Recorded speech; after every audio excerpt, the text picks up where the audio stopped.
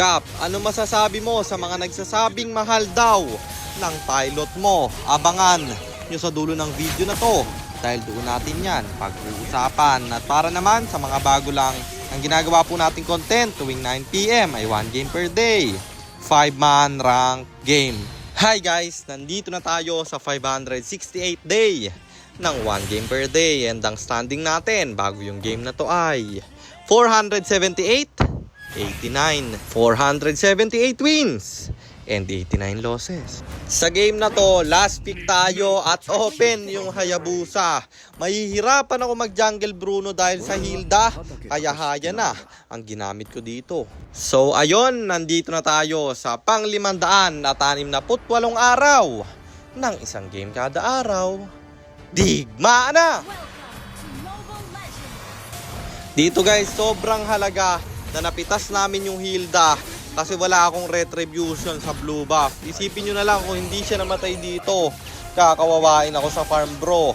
At dito umabot pa naman siya sa Wanderer pero nalrasit ko pa rin. At dito sa top lane, Lancelot naman nating puntirya, siya ay mabibigyan pero Leslie nga lang ang makakakuha. After nun nating binalikan yung carry dahil pulahan, siya ulit ay mabibigyan. Sa gold lane ulit namin napunta. Okay lang yun guys kung sa gold lane naman napupunta kasi kaming dalawa yung core dito. Tapos Hilda gusto ulit tumaras bro pero masyado siyang napalalim kaya mabibigyan ulit siya men. Revitalize lang yung spell niya kaya mahirap makawala.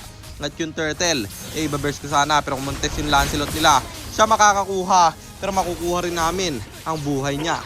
At hindi pa nga tapos yan kasi meron pa ring bakbakan at yung Gaksha ang ating pinuntirya.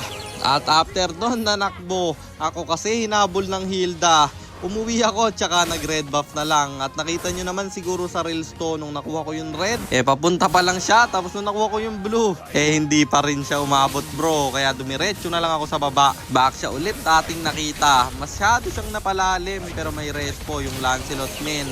Ultimate kung madadodge niya kaya siya'y makakawala. Mapapatay niya ako doon pero babagsak rin naman siya. At yung turtle atin sanang kukunin pero may Lancelot na naman men. Kasama niya yung carry kaya pinagtas ko muna to. Wala na akong shadow, nakuha niya pa yung turtle at mabibigyan ako. Pero babawi tayo dahil dito Lancelot ang lalim. Siya naman ang ating pipitasin. Kilala niyo naman ako guys hindi ako pumapayag ng walang bawi, di ba? Babagsak siya, isusunod pa namin yung Hilda. Walang panakas to kaya mamamatay rin siya bro. Tinitipihan ko na para siya naman yung bisitin kasi ako binubisit niya men. Naubos yung kampi ko doon, inultihan ko yung minions para hindi sila makabasag sa gitna. Tapos dito yung back siya, napalalim na naman si tropa. Hilda rin ay pulahan. Yung harap aking binibigyan para makapitas yung Leslie namin. Pag assassin kayo guys, hindi kailangan palaging backline yung inyong puntiryahin. Kasi kagaya niyan, walang panakas, yung sustain nila. Kaya yun ang aking binibigyan. Tapos carry dito na pa Wind of Nature man pero tagos yung damage and retribution. At yung si Lena dito mapipitas rin. Isusunod namin yung Hilda men. Suwail ka talaga, ang tapang mo tropa. Basag yung Torre sa gitna. Kukunin sana namin yung inhibitor pero wala na kaming minions kaya pinuntirya ko na lang yung carry. Makakatakas siya. Yung Lord aming libreng makukuha kasi wala yung retry holder nila. Na zone out kasi ng roamer namin at yung Leslie unang mamamatay men.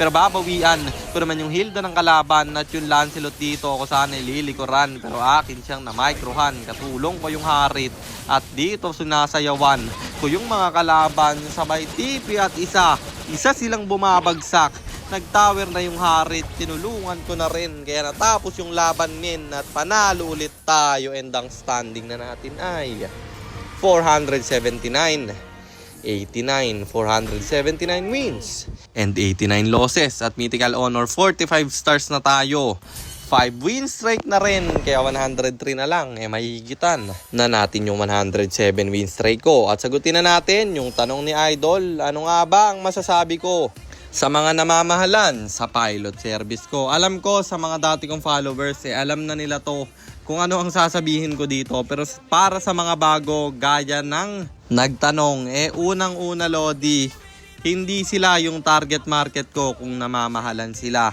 At kung gusto nyo naman ng paliwanag kung bakit ganun yung rate ko, ako kasi guys nag-create nung rate na yon.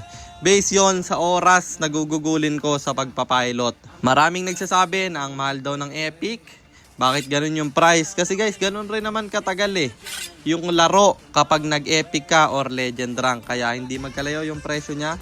Halos magkadikit lang din. At sa Mythic at Mythical Honor, iisa lang yung presyo ko guys. Kasi ganun din kahirap yung Mythic tsaka Mythical Honor kapag nilaro mo. Tapos yung Mythical Glory pataas guys, iisa lang din yung rate niya. Kasi nga, ganun lang din yung challenge kapag lalaruin mo siya. Pati yung oras na gugugulin mo. At kung namamahalan kayo, hindi para sa inyo yung pilot service ko. Lagi kong inuulit yan guys. At yun lang, sana nasagot ko yung tanong mo idol. At sana rin meron kayo natutunan sa content natin na to.